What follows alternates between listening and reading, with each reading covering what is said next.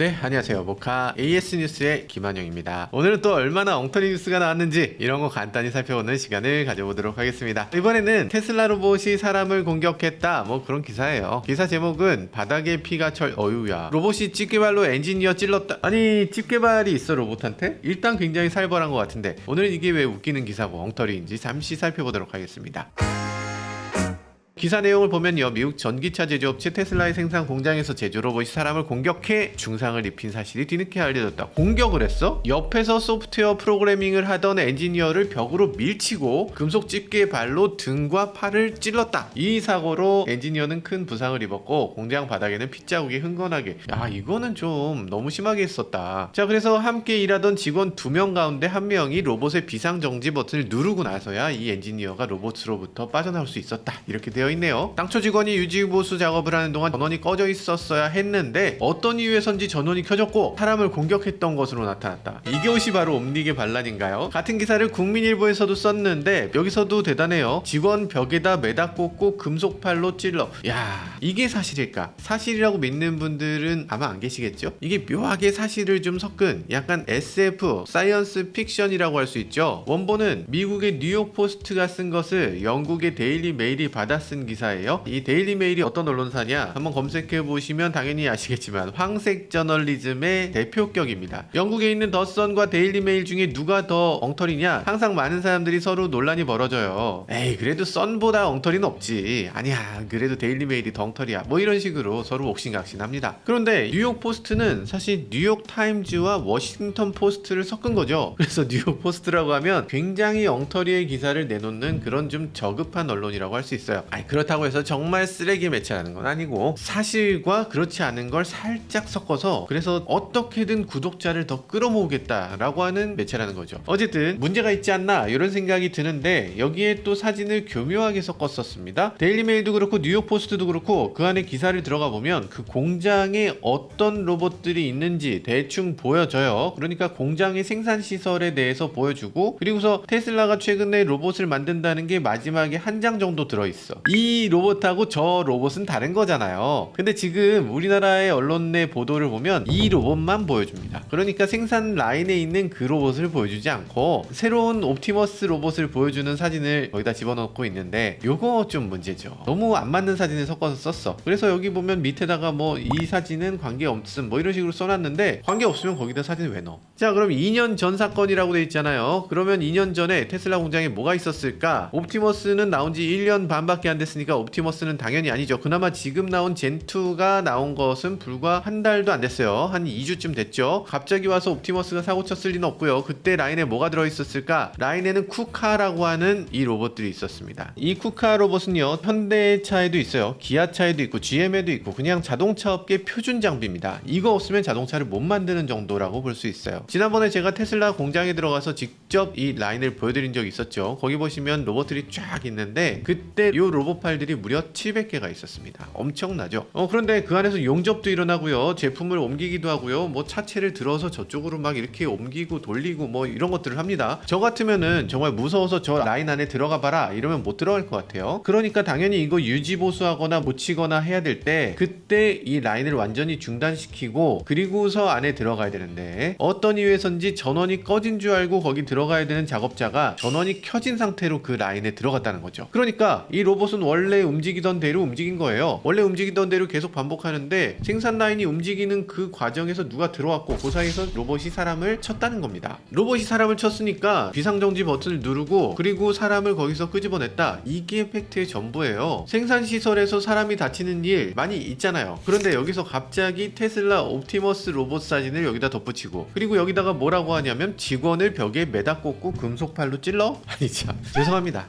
제가 먼저 이 내용을 영상으로 올렸어야 되는데 저희가 요즘 너무 바빠갖고 영상을 못 올리는 바람에 엉뚱한 기사가 나오게 되지 않았나 싶은 생각이 들어요. 저희 잘못이 큽니다. 원래의 기사 내용은 테슬라가 워낙 공장을 좀 빠르게 돌리고 로봇을 적극적으로 사용하면서도 안전수칙을 더 강화하고 안전에 대해서 더 신경 써야 되는데 테슬라가 워낙 생산량에 목을 매다 보니까 그러니까 안전사고가 많이 벌어지더라, 이런 얘기를 한 거예요. 그 황색 언론의 대표격이라고 하는 데일리 메일이나 뉴욕 포스트나 하는 그런 매체들도 그냥 안전사고가 많다 많더라 이렇게 쓴 그 기사를 우리나라 국민일보나 SBS나 이런 매체들은 갑자기 AI 로봇이 반란을 일으키면서 사람을 죽이려 들었다 뭐 이런 것처럼 쓰셨다. 그럴 수 있습니다. 그럴 수 있어요. 아마도 평소에 SF를 굉장히 즐겨보시던 분이 뉴스 같은 걸 보다가 뉴스에서 아니 어떻게 로봇이 사람을 아니 옵티머스가 혹시 그게? 라고 생각하셨을 수 있어요. 누구나 실수는 할 수 있으니까 기자님이 실수하셨을 것 같고요. 그럼에도 우리 구독자님들은 똑똑하시니까 개인의 상상력 그리고 팩트 이걸 잘 구분해서 제대로 보실 걸로 믿습니다. 자, 그러면 AI 로봇은 뜬금없는 헛소리냐? 아닙니다. 당연히 그렇지 않죠. AI는 로봇의 핵심입니다. 특히나 AI 로봇을 생산 라인에 넣을 것을 테슬라가 예전부터 얘기를 하고 있죠. 테슬라의 로봇을 옵티머스라고 하는데 옵티머스 프라임 아니고요. 옵티머스는 지금 젠2 2세대로 업그레이드 됐습니다. 최근 들어서 이거 아주 짧게 영상을 공개했어요. 근데 이걸 보면서 그냥 로봇 나왔구만. 현대가 가지고 있는 보스턴 다이내믹스보단 좀 못하는구만. 이렇게 얘기할 수 있는데 그런데 이걸 본 로봇 관계자들은 충격에 빠졌습니다. 와 저게 되네 라고 해요. 야 우린 저걸 어떻게 할 수 있지? 멘붕에 빠졌다는 로봇 관계자들 굉장히 많습니다. 왜 놀라냐면 손에서 깜짝 놀라더라고요. 손이 지금 11DOF라고 하는데 디그리 오브 프리덤이라고 해서 이렇게 11단계로 움직여진다고 해요. 인간보다 조금 더 적은 단계이긴 하죠. 요 4개의 손가락이 다 2개의 관절을 갖고 있어요. 그러니까 움직이는 게 2단계씩 움직여지고 엄지손가락은 3단계로 움직여지고 그래서 이렇게 움직여지는 거 보면 이 자체가 신기합니다. 손을 이렇게 움직여.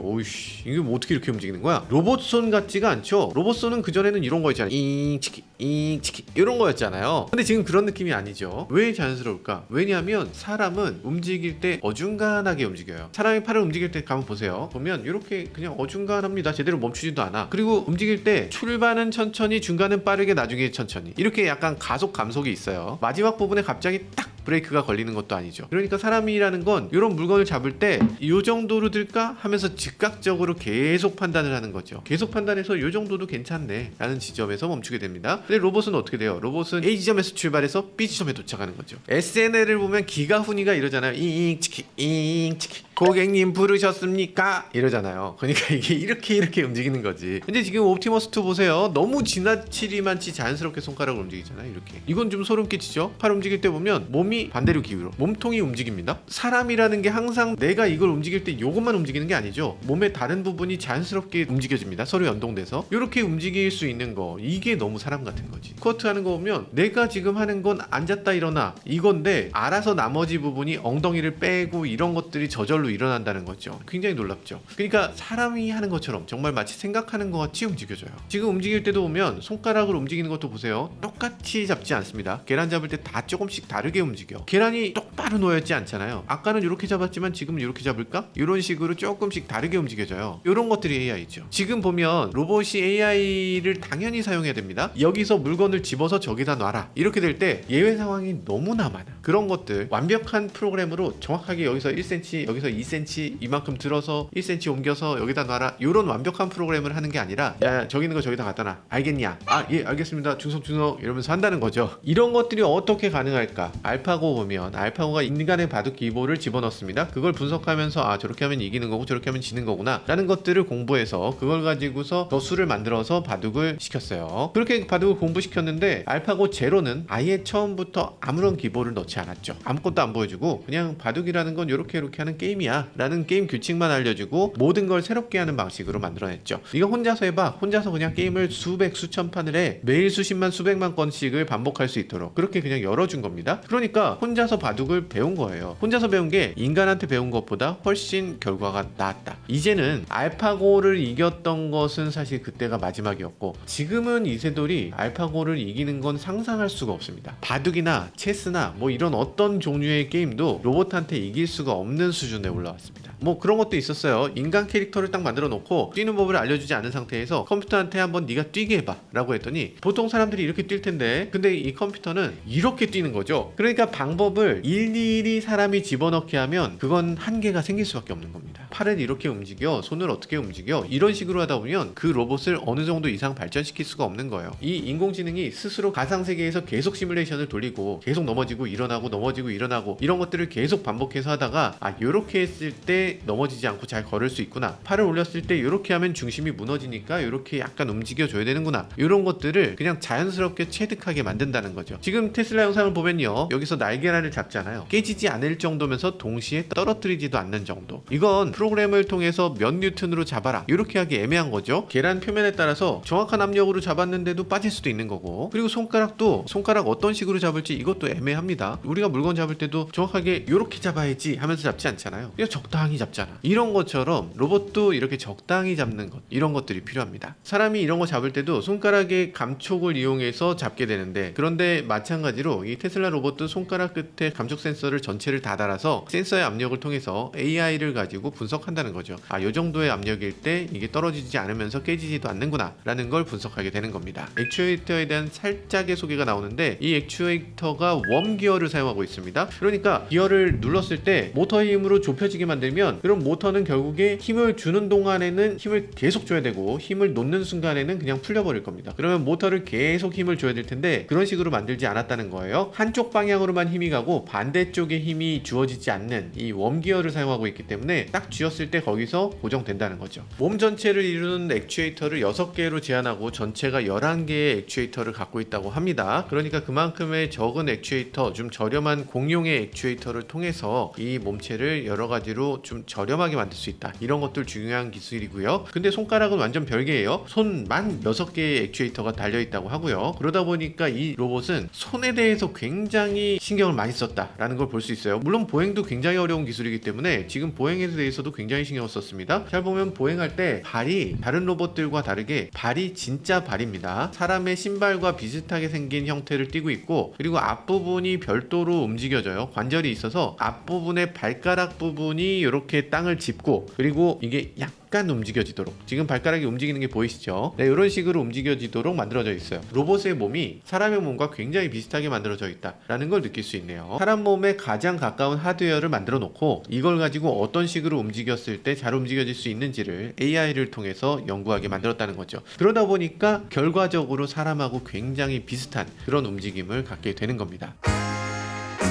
자, 그러면 AI는 테슬라만 하는 건가? 테슬라가 정말 놀라운 기술을 혼자서 이렇게 만들어내고 있는 건가? 라고 하면 사실 그렇진 않습니다. 요즘 자동차 생산 로봇들 다 AI를 씁니다. 예전에는 로봇을 자동차 생산에 그렇게 쓰기 어려웠던 이유가 자동차의 뼈대, 용접 이런 것까지는 로봇한테 하는 게 쉽죠. 근데 최종적인 어셈블 라인에서 실내 인테리어에 들어가는 부품 같은 걸 끼워, 이런 것들은 사실 로봇한테 주기 어려웠죠. 반도체 공장은 쉽습니다. 정확한 위치에 정확하게 꽂혀 있어요. 그러니까 로봇이 딱 움직여서 여기서 뽑아서 여기다 꽂으면 돼. 근데 자동차는 얘기가 다르잖아. 박스에 여러 개의 부품들이 한데 엉켜 있는 거예요. 그렇게 되면 로봇이 그걸 정확하게 집어내는 게 불가능하죠. 그렇지 않습니까? 로봇이 그걸 처리하기 위해서는 누군가는 그걸 정확하게 피드를 해줘야 돼. 그러니까 로봇이 이걸 잘 집계하기 위해서 직원이 따로 있어. 그 로봇한테 잘 넣어주는 그런 직원이 필요했습니다. 그러니까 그럴 거면 로봇 왜 쓰냐? 이렇게 되는 거죠. 이제는 그러면 어떻게 돼 있을까? 최근 들어서의 자동차 생산 로봇들은 로봇의 팔에 눈이 달려 있습니다. 그래서 어떻게 되냐면 박스째로 그냥 뭉텅이로 갖다 놓으면, 그럼 로봇에 달린 눈으로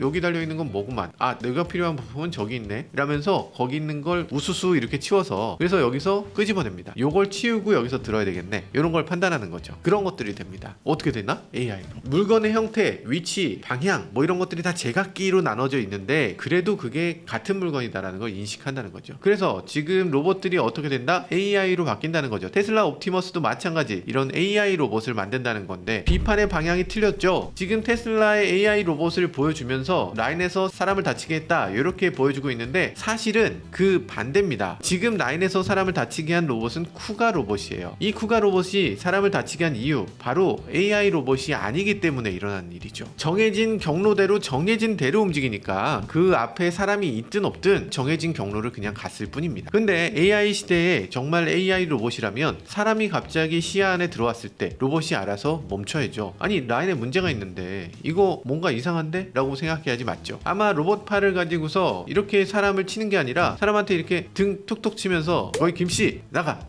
나 이래야 돼 이렇게 할 수도 있는 거죠. 그게 테슬라뿐이 아니라 모든 로봇 메이커가 당연히 꿈꾸는 세상입니다. AI가 발전할수록 사고가 더 나는 게 아니라 사고를 더 막아줄 수 있는 거죠. 테슬라 로봇의 놀라운 점에 대해서 많이들 모르고 계신 것 같아요. 지난번 테슬라 로봇이 옵티머스 젠 1을 내놓은 지 얼마나 지났나? 불과 9개월 지났습니다. 9개월 만에 이런 정도의 발전을 했다는 거예요. 자, 그럼 앞으로 9개월 후엔 또 어떤 발전을 하게 되나? 많은 사람들은 얘기를 합니다. 그래도 보스턴 다이나믹스가 더 훌륭하지. 보스턴 다이나믹스는 지금 백덤블링을 하는데 지금 이렇게 엉거적 걷는 게 뭐 그렇게 대단하다고 하냐 할 수 있을 것 같습니다. 테슬라 옵티머스는 적어도 백덤블링을 하지는 않을 것 같아요. 그쪽 방향으로 가지는 않을 것 같다. 그런 것보다 우리 곁에 필요한 것들을 하기 위한 가장 인간적인 로봇을 가장 인공지능적으로 잘 만들어낼 걸로 생각됩니다. 보스턴 다이내믹스가 육체적으로 아주 훌륭한 로봇을 만들어냈다면 테슬라 옵티머스는 AI적으로 훌륭한 로봇을 만든다는 거죠. 사실 이런 것들은 테슬라 전기차가 필요로 하는 기술이기도 합니다. 길에 사람이 만약에 지나갈 때 이걸 사람으로 인식하는 거, 공이 굴러왔을 때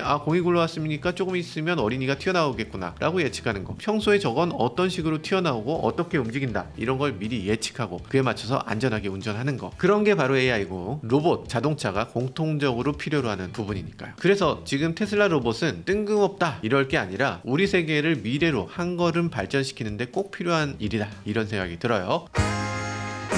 근데 사실 저는 이번 뉴스 같은 해프닝이 씁쓸합니다. 요즘 들어서 챗GPT나 뭐 AI나 이런 기사들을 찾아보면 부정적인 언급들이 너무나 많아요. 주변에서도 굉장히 부정적으로 바라보는 분들 많던데, 사실 우리나라는 지금 챗GPT나 AI에 대해서 공포를 가질 이유가 하나도 없습니다. 지금 뭐 챗GPT는커녕 그 근처 가는 AI도 없잖아요. 우리가 뭘 좀 만들어 놓고 뭘 좀 만들 때 야 잠깐만 우리 이렇게까지 빠르게 만들면 안 될 것 같은데 이렇게 이러면서 부정적인 언급도 할 수 있는 거죠. 근데 근처도 못 가면서 무슨 딴지를 걸고 있어요. 미국에서 그런 얘기 합니다. AI 지금 위태롭다. 지금 속도 조절을 해야 된다. 일론 머스크도 AI는 위험하다. 이런 얘기를 하면서 속도를 늦춰야 된다는 얘기 나오니까 반대편에 선 사람들은 그런 얘기를 합니다. 중국이 지금 AI가 얼마나 강한데 이대로 있으면 중국의 AI 주도권을 뺏길 수 있으니까 우리 계속 속도를 내야 된다. 이런 식으로 중국에 대해서 긴장하고 있잖아요. 한국에 대해서 걱정하는 사람은 본 적이 없어. 한국은 IT 강국, AI의 나라 아니야? AI는 우리는 관심 없습니까? 한국은 뭐 블랙핑크의 나라라고 하던가? 아니 언제까지 우리가 K-팝의 나라 할 거예요? 지금 국뽕으로 취해 있을 때가 아닙니다. 지금 전 세계가 달려가고 있는데 우린 제자리에 멈춰서 훈수질이 나오고 있는 거예요. 그럼에도 대한민국 로봇 기술은 아직 뒤지지 않았습니다. 로봇 굉장히 잘 만들고 있는데 이거 더 발전시키고 더 육성시켜야지. 지금 로봇에 대해서도 부정적인 인식을 갖고 있으면 안 되죠. 요즘 우리나라 보면 굉장히 보수적이고 새로운 것에 대해서 지나치게 초치는 입장이거나 초치는 기사를 쓰거나 과거에 오히려 사로잡혀서 미래보다는 과거로 회귀해야 된다 이런 움직임도 있는데 좀 딱하고 안타깝다는 생각이 들어요. 우리나라는 현재가 최고의 리즈 시절입니다. 우리나라는 지금이 최고고 앞으로 최고의 시대가 곧 오는 거예요. 더 나은 방향으로 가는 거지. 이런 상황이면 미래를 앞당기는 쪽에 노력해야지 자꾸만 과거지향적으로 미래에 대한 부정적인 사고만 갖고 살면 우리나라 미래가 암울하지 않을까 이런 생각도 듭니다. 네, 지금까지 저는 모카 김한용이었습니다. 감사합니다.